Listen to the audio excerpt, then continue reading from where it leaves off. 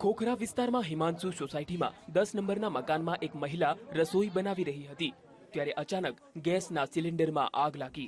આગ લાગતા જોઈને મહિલાએ ગોદડાથી આગ બુઝાવવાનો પ્રયાસ કર્યો, પરંતુ આગ વધી રહી હતી। ગેસના બાટલાના બ્લાસ્ટથી પરિવાર અને પાડોશીઓને અસર થવાના ડરથી આ મહિલા હિંમતપૂર્વક સળગતો બાટલો ઉચકીને સોસાયટીના બહાર લઈને આવી।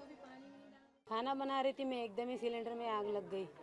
आग लगी, मैंने के उसको बुझाया नहीं, गोदड़ा डाला, गोदड़ा भी जल रहा था, पानी डाला तो भी बुझ नहीं रहा था।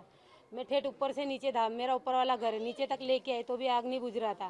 मैंने वाला मैं मरूँ तो मरूँ, मैंने वाला साथ में मिली 10-12 जन को काय को मारूँ, मैंने वाला तो मैं हिम्मत करके ठेठ मैंने के आगे तक लेके रोड तक लेके गई। वहाँ સળગતા ગેસના બાટલાને ઉચકીને દોડીને આવી રહેલી મહિલાએ બચાવ માટે મદદ માંગી, પરંતુ મોતના ડરથી કોઈ સ્થાનિકે મદદ ના કરી। આ મહિલાએ સળગતો બાટલો સોસાયટીની બહાર ફેંક્યો, પરંતુ નજીકમાં ઉદ્ગમ સ્કૂલ આવી હતી। ગેસનો બાટલો સળગતો જોઈને બાળકો અને વાલીઓમાં નાસભાગ મચી ગઈ। વાલીઓ ચાલુ સ્કૂલમાં બાળકોને લઈને ઘરે જતા રહ્યા। સમગ્ર વિસ્તારમાં ભય ફેલાયો। ફાયર બ્રિગેડે બાટલાની આગ બુઝાવતા લોકોએ રાહતનો શ્વાસ લીધો।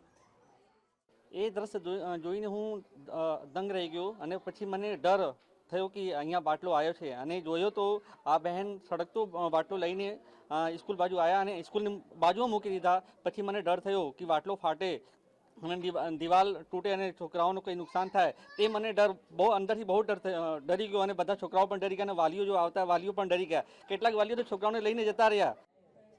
આ મહિલાએ દાખવેલી હિંમતથી મોટી જાનહાનિ થતા અટકી ગઈ છે, ત્યારે આ મહિલાને વીટીવી પણ સલામ કરે છે।